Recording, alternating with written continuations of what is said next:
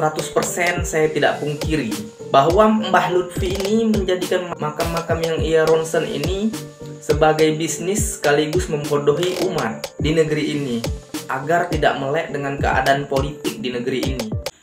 A'udzubillahi minasyaitonirrajim. Bismillahirrahmanirrahim. Assalamualaikum warahmatullahi wabarakatuh. Sahabat di seluruh Nusantara, tarekat internasional ketuanya ada di Indonesia yang diketuai Habaib Lutfi bin Yahya. Sebelum masuk ke pembahasan tentang tarekat ini, akan coba saya jelaskan tentang tarekat ini dalam sejarah, bahwa tarekat ini pertama kali muncul di Turki, di mana rakyat pada saat itu dalam naungan kekhalifahan Islam, yang memang pada saat itu Turki memang menjadi pusat pemerintahan Islam yang menaungi 2/3 belahan bumi ini.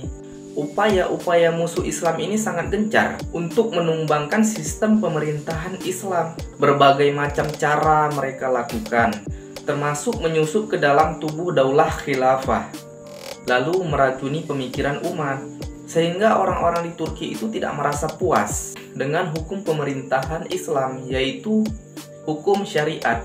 Mereka menganggap hukum syariat itu kurang puas untuk dijalankan kehidupan dalam beragama. Maka mereka menambah lagi ritual-ritual yang muncul daripada perasaan mereka. Mereka ingin lebih dekat lagi dengan Tuhan dengan cara beribadah sampai mereka itu mabuk. Mereka berbuat dengan zikir-zikiran yang membuat mereka hingga mabuk.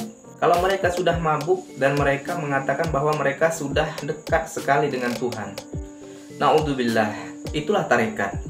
Indonesia, ya Indonesia, negara yang dianggap penuh dengan hal-hal mistik, hal gaib. Dari hal tersebutlah dakwah Islam ini mudah diterima dalam sejarah versi NU garis bengkok. Mereka ini pandai membelitkan fakta di lapangan dengan teori. Padahal Islam masuk ke Nusantara ini dengan jalur dagang, perkawinan. Bukan bangsa Arab itu datang ke Nusantara ini suka dengan hal-hal yang gaib yang ada di Nusantara. Bukan.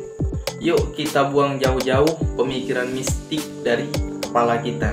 Itu usaha musuh Islam untuk merusak pemikiran-pemikiran umat Islam agar umat Islam itu tidak menganggap Islam adalah agama yang sempurna untuk mengatur kehidupan. Islam itu hadir untuk mengatur kehidupan agar kehidupan teratur dan seimbang. Entah kenapa ini ada ketua tarikoh internasional di Indonesia. Memang ada beberapa kelompok-kelompok tarikoh yang saya ketahui yang ada di Indonesia ini. Ajaran yang tak masuk akal menurut saya, di mana makam-makam pemimpin tarikoh ini menjadi alat untuk beribadah kepada Allah Subhanahu wa Ta'ala. Mereka banyak meminta-minta di kuburan dengan rela membagikan sebagian harta mereka ke penjaga makam atau ke pengelolanya. Ini tidak dipungkiri bahwa akan muncul kelompok-kelompok tarikoh baru, sebab ini bisa menjadi bisnis yang luar biasa. Tak heranlah kalau di Jawa sana banyak makam-makam baru yang menjadi tempat untuk memuaskan naluri tadayun mereka. 100% saya tidak pungkiri bahwa Mbah Lutfi ini menjadikan makam-makam yang ia ronsen ini sebagai bisnis sekaligus membodohi umat di negeri ini agar tidak melek dengan keadaan politik di negeri ini. Sahabat di seluruh Nusantara, karena kita bangsa Melayu yang ada di negeri ini adalah penganut Islam terbesar di dunia. Mari kita tinggalkan ajaran tarekat nyeleneh.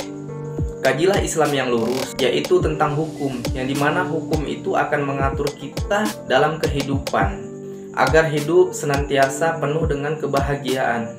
Wallahu a'lam bishawab. Billahi taufiq wal hidayah. Wassalamualaikum warahmatullahi wabarakatuh.